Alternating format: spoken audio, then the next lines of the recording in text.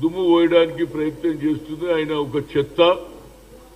అంతటితో ఆగలే, ఆయనకు డ్రగ్స్ అలవాట్లు ఉన్నాయి, దాని మీద డ్రగ్స్ చెక్ చేయాలి అనేది చెప్పడం జరిగింది.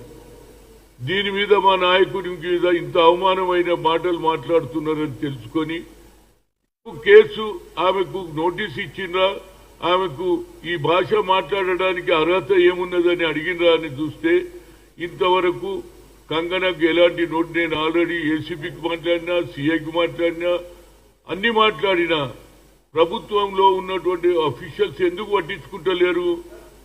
ఒకటి. రెండోది, గతంలో అమిత్ షా గాంధీ భవన్లో ఆయన మాట్లాడింది వక్రీకరించిందని మీడియాలో ఎవరెవరు ఉన్నారో వాళ్ళకు ఢిల్లీ నుంచి పోలీసు వస్తుంది, ఇక్కడున్న వ్యక్తులను తీసుకుపోయి అరెస్ట్ చేస్తారు, కోర్టులో ప్రొడ్యూస్ చేస్తారు.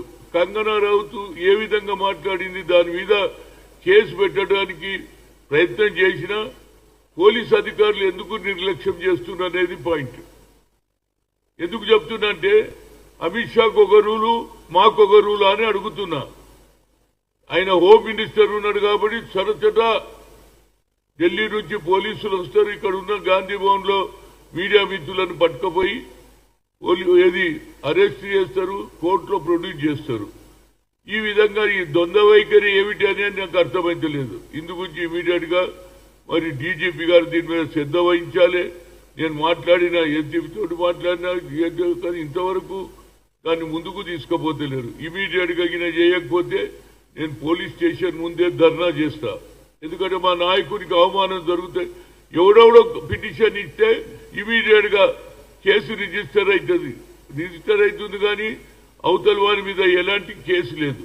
కనుక ఇమీడియట్ గా పోలీస్ అధికారులతో ముఖ్యంగా కమిషనర్ గారు దీని మీద కొత్తగొచ్చిండు మా మిత్రుడు, ఆయన కూడా ఇమీడియట్ గా దీని మీద శ్రద్ధ వహించాలని కోరుతున్నా. ఎందుకంటే ఇది మేము బాధపడుతున్నాం.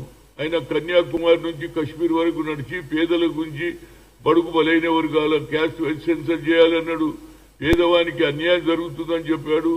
ఆ 10% ఉన్న వాళ్ళే ఎంజాయ్ చేస్తున్నారు, కులగన జరగాలన్నాడు. అంతటితో కాదు, ఆ ఫ్యామిలీ ఈ దేశానికి తండ్రి, వాళ్ళ నానమ్మ కూడా ఈ దేశంలో ప్రాణాలు అర్పించినటువంటి కుటుంబాన్ని పట్టుకొని నోటికొచ్చినట్టు మాట్లాడడం నాకు చాలా, నాకే కాదు ప్రతి ఒక్కడు అభిమానులు, రాహుల్ గాంధీ గారి అభిమానులు అందరూ కూడా ఫీల్ అవుతుండ్రు. ఇమీడియట్ గా కేసు రిజిస్టర్ చేయాలి, ఆమె మీద తప్పనిసరిగా నోటీస్ ఇవ్వాలి, పిలిపియాలి. ఎందుకు చెప్పవలసి వచ్చింది? ఆమెకు పార్లమెంట్ లో అవకాశం ఉన్నది, పార్లమెంట్ లో మాట్లాడు, బయట మాట్లాడడం ఏంది నాకు అర్థం కాదు. You are a parliament member, you got opportunity to discuss there. ఆయన ఏమనాలో ఏం కథ ఆడ మాట్లాడితే ఆయన జవాబు చెప్తాడు. ఆయన జవాబు చెప్పుకోవాలనా? అంటే మీరు ఇష్టం వచ్చాడు అవమానం చేయొచ్చు. ఆయన డ్రగ్స్ అలవాట, ఎవడు చెప్పిండు నీకు డ్రగ్స్ అలవాటు? ఆయన ఒక చెత్త మాటలు మాట్లాడుతుంటున్నాడు.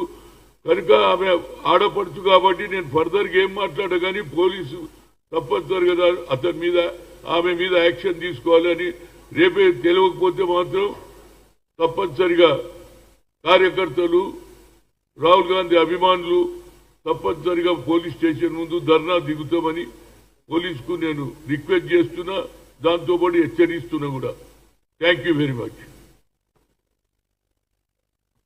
ఉన్నది communist and Congress, Jamalapuram Keshavarao, Ramananda Tirtha, PV Narasimharao లాంటి వాళ్ళు షెల్టర్ ఇచ్చారు, పనిచేశారు. వీళ్ళు ఎక్కడ లేదు. ఇప్పుడు వాళ్ళంతా మేమే తెచ్చినాం అనేదో పెద్ద బహిరంగ సభ పెడుతుంది. దానికి రాష్ట్ర ప్రభుత్వం కూడా ప్రజాపాలన దాని మీద వాళ్ళు మీటింగ్ కూడా పెట్టిండు, చేస్తున్నారు మన సిటీలో.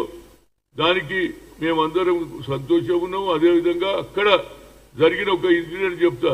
1947లో వచ్చింది స్వాతంత్ర్యం, కానీ 1948 వరకు కూడా ఈ రాష్ట్రంలో ఉన్నటువంటి నిజాం రాజు దానికి ఒప్పుకోలే. నేను ఒక సెపరేట్ కంట్రీ పెట్టుకుంటాను అది చేస్తే అప్పుడు పండిట్ జవహర్లాల్ నెహ్రూ గారు సర్దార్ వల్లభాయ్ పటేల్ హోమ్ మినిస్టర్ పంపిస్తే